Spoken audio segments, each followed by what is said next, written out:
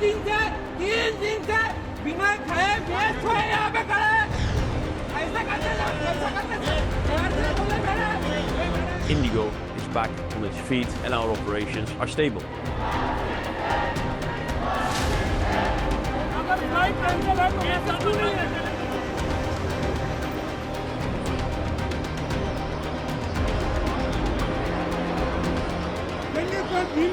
For booking.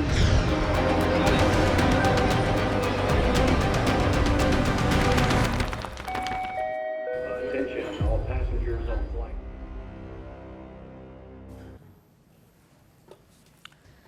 It's day 8 of the IndiGo crisis. Things are slowly stabilizing at airports, yet there's a lot of confusion. IndiGo says its operations have normalized, but even today they cancelled more than 400 flights. So what's the deal here? Is the crisis over or is it not? Let's look at the numbers. IndiGo flies around 2,300 flights every day. On Friday, 1,000 of these flights were cancelled. On Saturday, 850 flights were cancelled. On Sunday, 650 flights. On Monday, 500. And today, at least 420 flights were cancelled. But IndiGo CEO says the carrier is back on its feet. He says they're flying to all 138 destinations. Today, I'm here to share that your airline, IndiGo, is back on its feet and our operations are stable. We've let you down when a major operational disruption happened, and we're sorry for that. As of yesterday, we are back of flying to all our 138 destinations in our network, and our on-time performance has also been normalized. Earlier, we had indicated to normalize between the 10th and the 15th of December. I can confirm now that today, as of December 9th, our operations are fully stabilized. Well, here's what that means.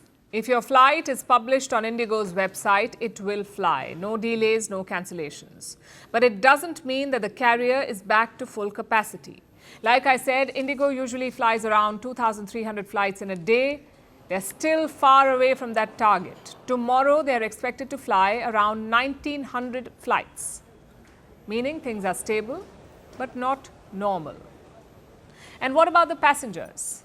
Well, we're not seeing big crowds like last week, but at bigger airports, some passengers still remain stranded. Take a look.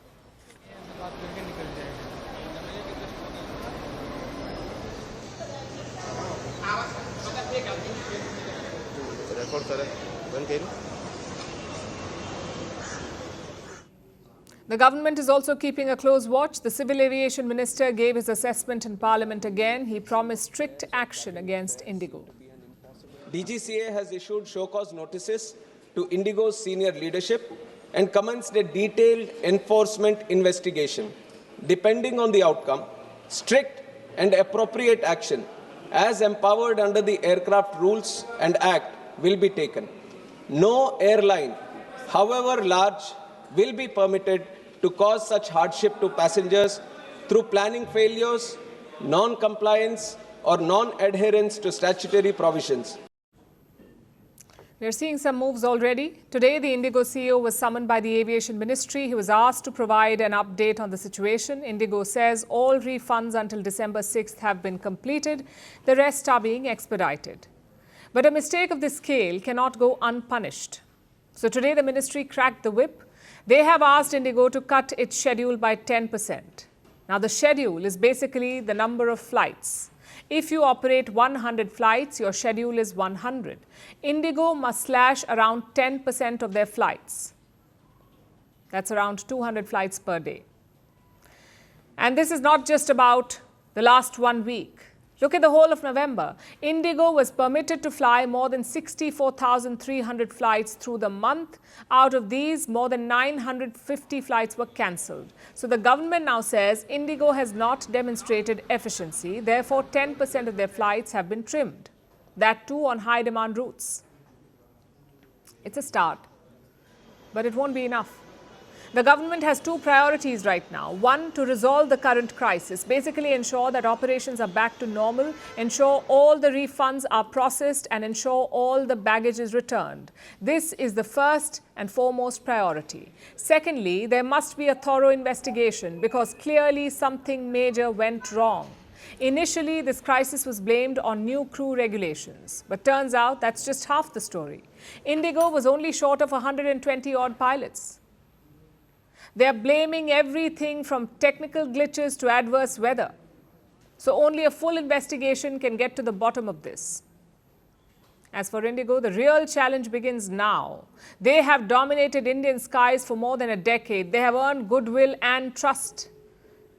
But all that went down the drain last week. It's up to the company to win it back. And frankly, they missed an opportunity in the last few days. I'm sure you saw pictures from the airports. Angry passengers demanded answers from the airline staff. Some were abused, some were harassed. But the truth is, it was beyond their control. The employees at the gate are not responsible for this crisis, nor do they have the power to resolve it. Guess who does? The senior leadership. We haven't seen any of them hit the ground. We've seen full-page ads in newspapers. We've seen video messages from their office. But why not deploy executives to airports? Why not talk to passengers and address their concerns? That is where IndiGo missed a trick. During such times, you're not just judged for your logistics or problem solving, you are judged for your empathy. And we saw none from IndiGo this week. They promised glory. They delivered fear. They shaped nations. They scarred generations. From brutal purges to propaganda machines, from stolen power to violent falls from the throne. Welcome to The Dictator, a series that strips away the myth and then exposes the men behind the tyranny. History remembers their power. Firstpost reveals their truth.